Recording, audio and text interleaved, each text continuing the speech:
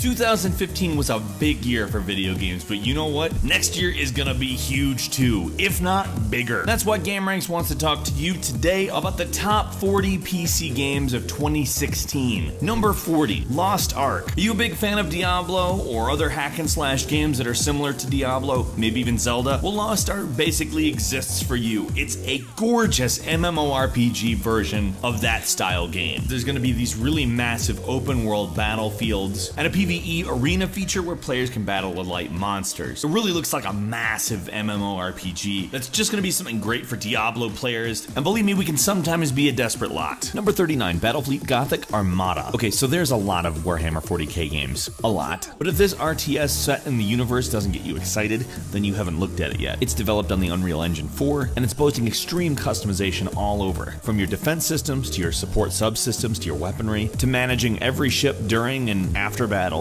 and on top of that being in one of the coolest universes out there, this is a gorgeous looking RTS. Number 38, Dragon's Dogma Dark Arisen. So a couple years ago, Capcom released an RPG by the same team that made Resident Evil, Devil May Cry, and Breath of Fire. And over time, they've made some improvements to that game through various DLCs, and created a really massive open world that actually engrosses you and makes you feel as though you have consequence within the world itself. This game plays a whole lot like if you combine Oblivion with Monster Hunter, which is a weird combo, but trust me, it works really well. And frankly, there's a certain kind of excitement that comes along with having this kind of game on the PC. Number 37, Homefront: The Revolution is just every kind of weird that you want from Homefront at this point. It's 2 years after the first Homefront in 2029. There's a Korean invasion in Philadelphia, and it's obviously your responsibility to stop it. Not exactly a killer plot or anything, but who expected that? Who asked for that even? It's Homefront. It's big, it's obnoxious, and frankly, Philadelphia is a great setting for Homefront. The folks in charge of the sequel are really happy with what they've been allowed to do without THQ's involvement, moving from a very linear progression to a much more open world execution, which, to be frank, that's kind of what Homefront as an idea lends itself to. Number 36, Albion Online is a sandbox MMO. You can play this game on Windows, iOS, and Android, with other people playing it on any of those platforms. And if that makes it sound like it's dumbed down, you're very wrong about that. All the items and buildings are crafted by the players in the world. It has a crafting and player-driven economy, combat to claim territories, or even just attack and watch the world burn. You don't need to care about the spoils to be a victor. And here's the other thing, in the PvP, when you die, people can fully loot you. The combat actually looks pretty unique, in that everything is classless, and a lot of people can play it at once on a lot of different platforms. Number 35, Unravel is a physics-based puzzle platform game. It's one of those unique games that just immediately gets a fan base. The mechanics combine traditional platforming with some puzzles that you have to solve using the yarn that you are made of. And I've seen a couple of comparisons to Little Big Planet, but I don't think they're the same kind of game on account that's a creative platforming game, whereas this is a puzzle platforming game with a heavy emphasis on physics that I can't wait to dig into. Number 34, Dreadnought is a game where you take control of a large spacecraft and fulfill the role as captain using the weapons to attack other very large ships. And there's a very specific emphasis on very large ships. This is not like a rogue type situation. You are the captain. It's not going to be dogfights. A lot of this is about strategy, anticipation, and positioning. On top of that, there's multiplayer that sounds pretty damn fun. Number 33, For Honor is a hack and slash game that Ubisoft is bringing out that takes a pretty known concept and grounds it a little bit by not making it fantasy oriented. It's actually intended to be somewhat historical and gives you the option to play as medieval knights, samurai, and Vikings, to give you a few examples. It is a hack and slash, but it's a little bit more tactical, and the battle system is actually called the Art of Battle. And they structured a lot of the multiplayer modes around shooters, with the creative director of the game actually calling it a shooter with swords.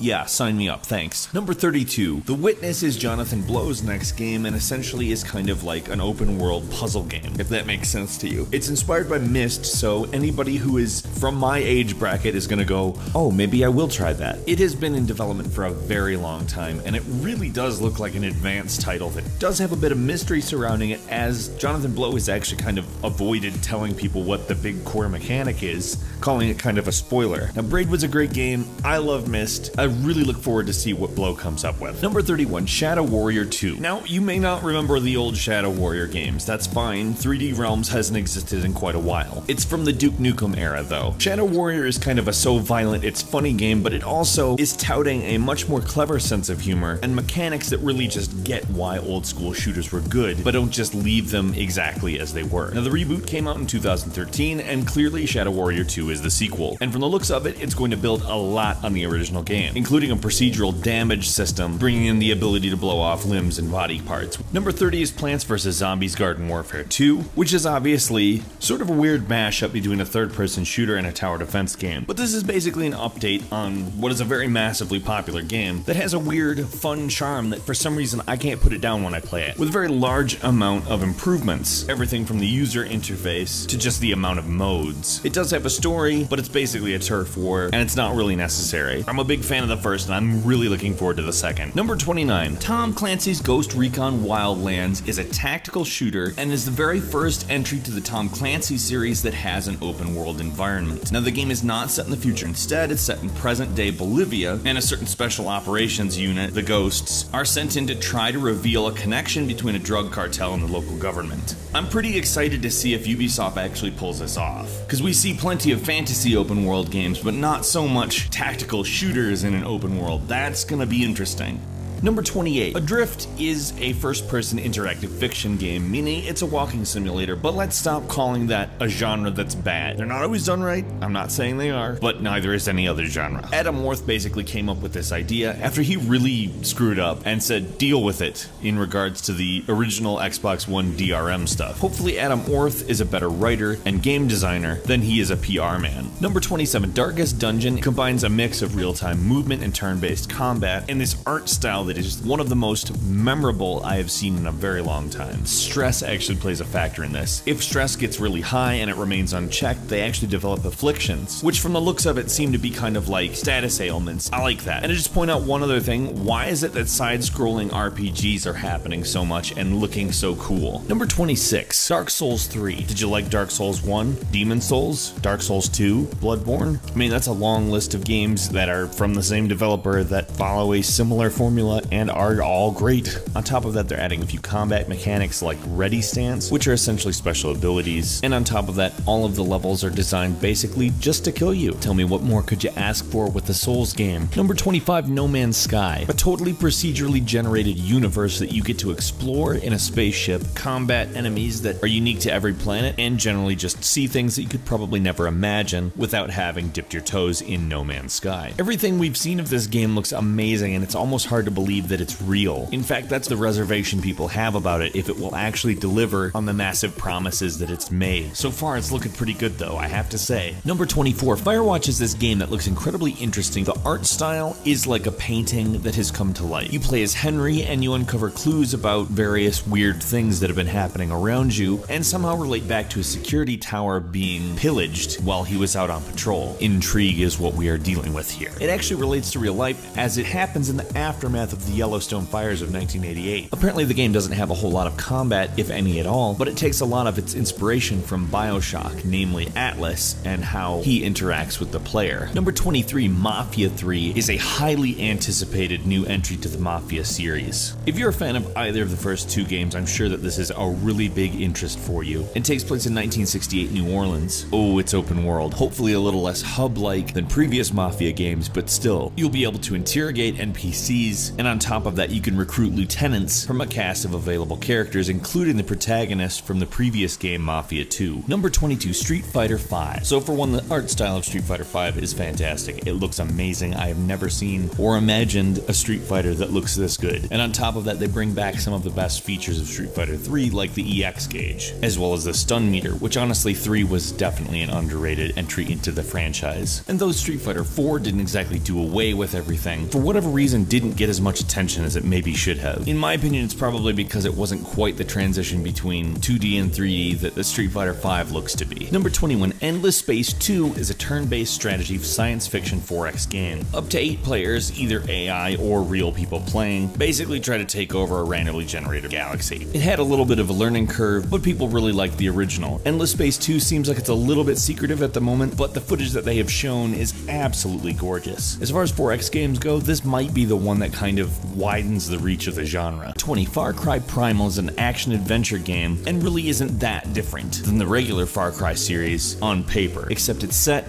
in the Stone Age. And being it's prehistoric, your regular gameplay like vehicles and gunplay just aren't there. You have to craft all the weapons and gradually build skills like making fire and cooking food. You can also have companion animals like saber-toothed tigers and badgers, and a pet owl, which you can directly control and find out more about your environment. Honestly, once you get the full description, it sounds bizarre, but kudos to Ubisoft for trying something different here. Number 19, Hitman, is the latest in a series that has kind of gotten some flack recently. It's serving as a prequel rather than a reboot, and is going out of its way to kind of return to the roots of the series. The levels are all essentially sandboxes, and you can do what you want to advance the mission objectives. Contracts mode is also coming back, so fans of the series should probably be excited. Number 18, Blade and Soul is a MMORPG that combines open world mechanics with a combination of various martial arts. There's various PvE and PvP events, as well as a pretty extensive combo system to make the combat feel reminiscent of a fighting game. Number 17, Mirror's Edge Catalyst. I don't know if you ever played the original game, but it's a really great game, albeit with a few minor flaws, and from the sounds of it, the developers are trying to address all of those in the new version. Its build is neither a reboot or a prequel, but basically being an origin story that kind of sounds like a reboot and a prequel to me. One way or the other, I don't really care. Supposedly the mechanics are vastly improved, and they started off great last game, so I can't really see any reason to think this will be anything other than fantastic. Number 16, Deus Ex Mankind Divided. Basically what looks like a very triumphant evolution of human revolution. Mankind Divided continues to follow Adam Jensen, who's working to stop terrorist attacks. The plot will find Jensen basically attempting to find balance between whatever shadowy organization runs who he works for, as well as demanding equality for augmented individuals, which are looked at as a threat thanks to the events of the previous game, and indeed the climate in general. Number 15, Torment Tides of Numenera is essentially a spiritual successor to Planetscape Torment. The game is an absolutely beautiful reminder that a game doesn't have to be entirely 3D in order to be gorgeous. Do RPGs have to be third-person follow-along games? No, they don't. And I'd like to thank the developers of Torment for showing everybody a great-looking example that seems like it's really going to be a nice shot in the arm for the genre. Number 14, Kingdom Come Deliverance is a 15th century role-playing game that takes place in Bohemia. It features a classless role-playing system, as is seeming to be a rising trend, that allows players to customize their skills and create the roles that they want to take on their own. On top of a really varied combat system, the game also features a needs system which requires you to sleep and eat in order to stay healthy. Equipment and clothing degrades and requires repair. Basically, you're not just fighting enemies, you're also fighting time. Number 13, Rise of the Tomb Raider is breaking out of Xbox One exclusive hell and landing on the PC in January. Now, if you've played the reboot, you know that the gameplay has improved massively over the original series. But Rise of the Tomb Raider really just refines the idea of an open world game to be something that doesn't distract you away from your main quest. Really, it's a delicate balance, and Rise of the Tomb Raider nails it. I can't wait. It'll be nice not to have to boot up Xbox One to play it. Number 12, Divinity Original Sin 2. What's particularly cool about this is that there's going to be a skill crafting system. Where we've been talking about classless role-playing games for a while now, this is just that to the nth degree. On top of that, it's calling its friendship, romantic relationship, and hatred system Love and Hate. An obvious but well-titled system.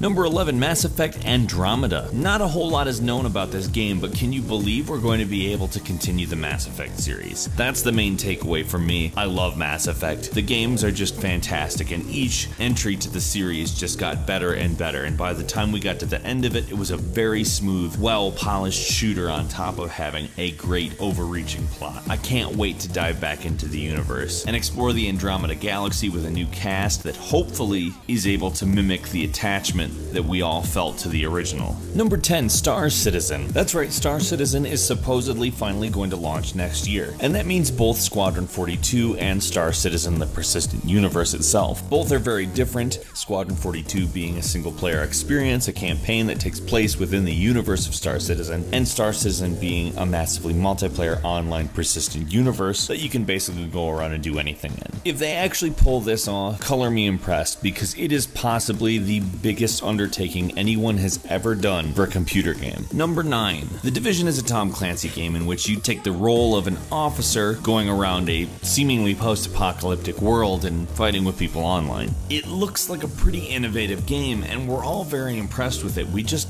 kind of wanted to come out. Number 8, World of Warcraft Legion, the 6th expansion set to the massively multiplayer online game. Obviously, World of Warcraft is what I'm talking about. Not only will this expansion increase the level cap to 110, it will also bring a number of new weapons as well as changes to player classes. On top of that, a new hero class joins the game in the Demon Hunter. There's a whole new plot and a much expanded setting, and WoW fans are obviously going to need this expansion pack. Number 7, Ashes of Singularity is aiming to deliver a brand new real-time strategy type experience by bringing in scale. The game claims to be the first native 64-bit RTS game, which in theory would provide it much more access to system resources, and uses a new 3D engine that fully leverages all multi-core functions in modern PCs. It's also among the first, if not the first, to support Microsoft's new DirectX 12, and if the game plays as good as its list of technical features, frankly it's going to be quite the game. Number 6, Dishonored 2. Okay, where to start? The original Dishonored is fantastic.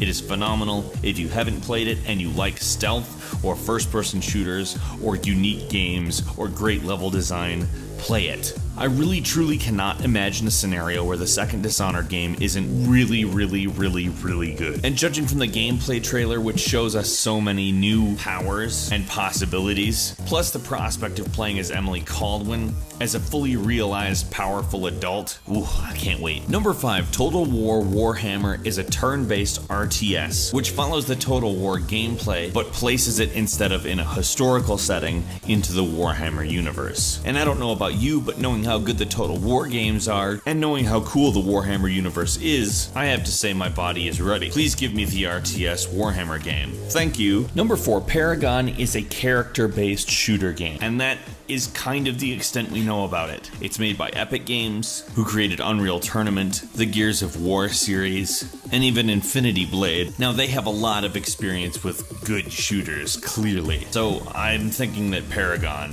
is probably going to be exactly that. Number 3, XCOM 2. This sequel to Enemy Unknown will take place 20 years later and assume that XCOM lost. XCOM 2 will obviously continue the story and build on the turn-based tactics battle model that was really great in Enemy Unknown. Number 2, Overwatch by Blizzard. Okay, yeah, not really known for first-person shooters, Overwatch really looks like an amazing effort out of Blizzard. It's colorful, it's gorgeous, it's free to play, and features squad-based combat for 2 opposing teams of 6 players apiece. It really just looks like a cool world, and the gameplay itself looks like a good balance between arcade and PC shooters. And finally, number 1 is the Doom reboot. What spent many years being refined as first Doom 4, which would have been the newest entry in a continuity, Bethesda and id Software went back to the drawing board and created a reboot. They realized they needed to take the core Doom gameplay and update it. It can't just be another shooter. It's Doom. It's the mother of all shooters. But id Software, under the guidance of Bethesda, who has done the same thing before with Fallout 3, taken a franchise and changed it significantly while retaining great elements from the originals to very good response. To put it in the simplest way possible, I believe it can happen. And after seeing the footage, I am more than excited about Doom. What are you looking forward to the most in 2016? There's a lot of games coming out, so frankly, the choices are not sparse. Leave a comment, let us know what you think, and don't forget to click the like button as well. If you haven't subscribed to GameRanks, now is a wonderful time to do so. We upload brand new videos every single day of the week. The best way to see them first is, of course, a subscription. As always, thank you very much for watching this video, and we will see you next time right here on GameRanks.